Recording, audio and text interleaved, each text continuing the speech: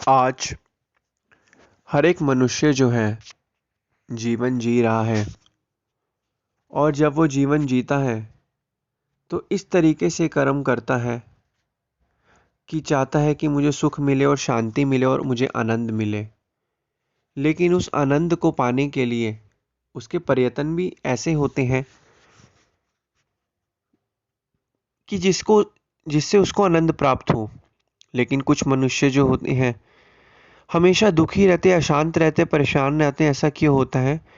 क्योंकि वो किसी के बहकावे में आ जाते हैं, उन्हें लोग उकसाते हैं। तो ऐसे में वो क्या होता है, जब वो लोग उनको उकसाते हैं तो कुछ मनुष्य जो उस उकसावे में आकर जो अपना विवेक तोड़ देते हैं, खत्म कर देते हैं, जिससे वह हमेशा अशांत और परेशान रहते हैं। और इसी अशांति और परेशान के कारण जो है वो अपना जीवन जो है वो बिल्कुल ही अशांति के साथ जीते हैं। इसी चक्कर में हमेशा वो परेशान है। लेकिन ध्यान से अनुभव किया जाए, मनुष्य क्या है, एक उदाहरण के तौर पर समझते हैं। मान लिया आपके पड़ोस में एक आदमी है जो हमेशा सबसे झगड़ा करता रहता है, और कुछ जो है वो आपको उकसाते हैं कि आप भी इससे झगड़ा करें। लेकिन फिर हमारे अंदर एक विवेक जागृत होता है कि ये आदमी को तो इसके बच्चे भी इतना समझा चुके हैं, उनकी नहीं सुनते तो हमारी क्या सुनेगा। उस समय जो है हम उस आदमी से लड़ते झगड़ते नहीं हैं। कुछ लोग जो होते हैं हमें उकसाते हैं बुरी संगति में जाने के लिए कि ये चीज़ करो, वो चीज़ करो। लेकिन जब हमारे पास विवेक होता है तो हम जो है उस जगह पर नहीं जाते। क्योंकि विवेक कहाँ से प्राप्त होता है? वक़्त के संत महापुरुषों की चरण शरण में जाकर ही हमें विवेक प्राप्त होता है। कुछ लोग जो है चिंता करते हैं कि क्या होगा, कैसे होगा, घर का खर्चा कैसे चलेगा, ये चीज़ कैसी होगी। फिर कुछ लोग जो होते हैं जॉब करते हैं, वहाँ पे जॉब में भी बहुत सारे लोग होते हैं, वो उनको उकसाते हैं। तो इस तरीके से संसार जो एक तरीके से माया जाल है, जो इस मनुष्य को एक दीमक की तरह खाता जा रहा है। और लोगों के उकसावे में आकर कई लोगों ने जो है अपना समय, अपना धन, अपना सब कुछ बर्बाद कर लिया है। तो इसलिए कहा जाता है कि किसी के बहकावे में मत आओ। जितना हम किसी के बहकावे में आते हैं तो हमेशा हम जो है दुखी होते हैं, परेशान होते हैं, अशांत होते हैं। और हमारी दुखी होने का, अशांत होने का, परेशान होने का कारण ही यही है कि हम हमेशा जो है ओवर रिएक्ट कर देते हैं। हमेशा ही एक रिफ्लेक्स एक्शन कर देते हैं, एक्शन का रिएक्शन कर देते हैं। हमेशा हमें जब कोई उकसाता है तो हम जो है बिल्कुल ही उक जाते हैं, और हम अपने विवेक को, अपनी बुद्धि को लगाते ही नहीं कि सामने वाला जो चीज़ें कर रहा है वह क्या वह सही है या गलत है। हमेशा किसी के उकसावे में आकर जो है अपनी मन की मानसिक शांति को हमेशा खराब कर देते हैं। आज हर एक मनुष्य की यही तो ख्वाहिश है कि मुझे मन की शांति मिले, मुझे आनंद मिले। और इसी आनंद को प्राप्त करने के लिए मनुष्य जो है हिल स्टेशन पे जाता है, छुट्टियां मनाने जाता है, सिर्फ किस चीज़ के लिए? शांति को प्राप्त करने के लिए। लेकिन उसे यह नहीं पता शांति तो हमारे अंदर ही है, बस करना क्या है? रोज़ सुबह उठो, समय निकाल के घर के किसी एक कोने पर बैठ जाओ, आसन बिछा के वहाँ पे भजन अभ्यास करो, नाम सुमिरन करो। जितना जितना हम नाम सुमिरन, आराधन, भजन अभ्यास करेंगे उतना उतना हमारे मन के अंदर शांति आती रहेगी, आनंद आता रहेगा। लेकिन मनुष्य को तो और ही कोई चीज़ लगती है कि मैं वहाँ घूमने जाऊँगा तो मुझे वहाँ सब शांति मिलेगी, आनंद मिलेगा, सुख मिलेगा। चलो सुख मिलता भी है, लेकिन वो क्षणभंगुर सुख होता है, कुछ समय का सुख होता है। लेकिन एक्चुअल में वो जो सुख है वो सच्चा सुख नहीं है। सच्चा सुख कौन सा है?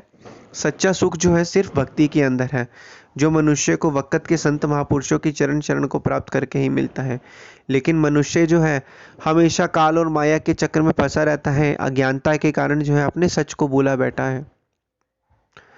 लेकिन मनुष्य को यह चीज़ समझ कब आती है? जब वो वक़्त के संतों महापुरुषों की चरण शरण में जाता है। इसलिए कहा जाता है कि इस घोर कलयुग में वक़्त के पूर्ण संत महापुरुषों की चरण शरण में जाकर उनकी उंगली पकड़कर उनसे नाम लेके, क्योंकि इस कलयुग में नाम ही है जो इस आत्मा का कल्याण कर सकता है। और नाम से ही हमारे विचार शुद्ध होंगे, नाम से ही हमारे अंदर जो भक्ति जागृत होगी, नाम से हमारे अंदर शांति धीरे धीरे उत्पन्न होती रहेगी। लेकिन हम मनुष्य हैं, हम मनुष्य तो सोचते हैं कि हम ही विद्वान हैं, अपने आप को हम विद्वान समझने लग जाते हैं। जब हम अपने आप को समझदार समझने लगते हैं फिर हम सब कुछ फिर हमारे ऊपर ही आ जाता है, फिर बोझ भी डलता है। लेकिन इसी कारण ही वक़्त के संत महापुरुष समझाते हैं कि अगर आपको कोई उकसाए तो आप उकसाओ मत, अपने विवेक का इस्तेमाल करो।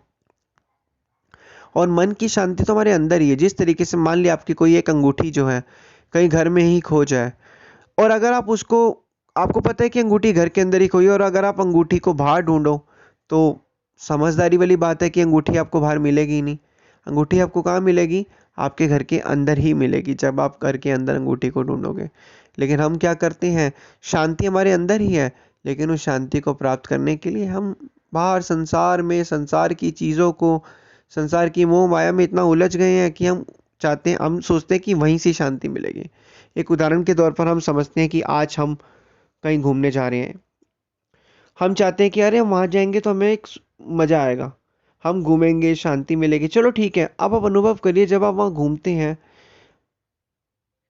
और आप घूम के घर भी आ जाते हैं कि आपको शांति मिली, एक सच्ची शांति, सच्चे सुख वाली नहीं मिली। मिली भी होगी तो कुछ समय की मिली होगी, फिर से आपका मन वैसा होगा। लेकिन एक सच्ची, उस मन को आनंद देने वाली, मन के दर्द को कम करने वाली, कहते हैं जिसने मन को जीता उसने सारा संसार जीत लिया। जो मन के अंदर दर्द है, स्ट्रेस है, एंजाइटी है, ये सब चीज़ें कैसे ख़त्म होगी? ये सब चीज़ें मेडिटेशन करने से ख़त्म होगी। संत महापुरुष तो ये कहते हैं, जे सुख को चाहे सदा शरण राम की ले। सुख को चाहना है तो राम की शरण लो, और राम की शरण लेने के बाद राम हमें वो नाम देते हैं, जिस नाम एक तरीके से बाण है, एक मलहम है जो हमारे मन के विचारों के ऊपर लगता है।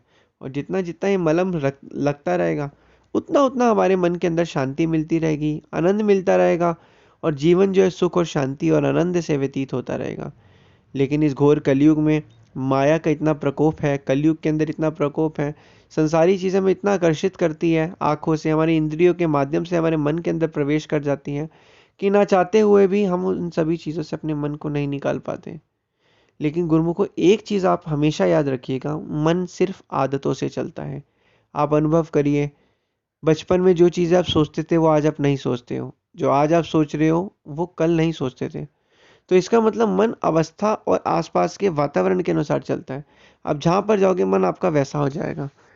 तो मन सिर्फ आदतों का है, समूह है, एक विचारों का समूह है, विचार और आदतों का समूह है। जहाँ आप अपने मन को लेकर जाओगे, मन वहीं का ही बन जाएगा। और अगर आप मन को भक्ति वाली जगह पे लेके जाओगे, तो मन आपका भक्ति वाली जगह पे बन जाएगा। इसलिए वक़्त के संत महापुरुष हमें यही फरमाते हैं कि किस लिए दुनिया में आया, समझा नहीं इस राज को। लग गया रोज़ी की फ़िक्र में, भूल गया असली बात को। फ़िक्र रोज़ी की छोड़, तू ज़िक्र कर भगवान का। फ़िक्र तेरी आप करेगा, जिसने जामा दिया इंसान का। मन के अंदर हम अपनी इतनी इच्छाओं को भर लेते हैं, जिसके कारण हमारी इच्छाएं वो पूरी होती भी है, नहीं भी होती, लेकिन हमारा मन उस समय अशांत रहता है। सब कुछ होने के बाद हम उसे इस्तेमाल नहीं कर सकते। तो हमें क्या करना है, मन के अंदर सिर्फ एक इच्छा रखती है, भक्ति की, जो हमारे कर्मों में लिखा हमें मिलकर ही रहेगा। लेकिन मन के अंदर एक इच्छा रखनी है, सिर्फ भक्ति की। जितना हम भक्ति की इच्छा रखेंगे उतना हमारे मन को शांति मिलेगी, जीवन आनंद से व्यतीत होगा।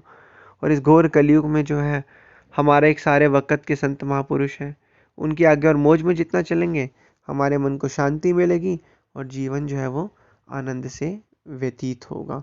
और एक और चीज़, जो भी हमें लोग उकसाएं, हमें उकसावे में नहीं आना है। हमें शांत रह के अपने विवेक का इस्तेमाल करना है और भक्ति के नियमों की पालना करनी है, और मन को हमेशा शांत रखना है और मेडिटेशन करना है।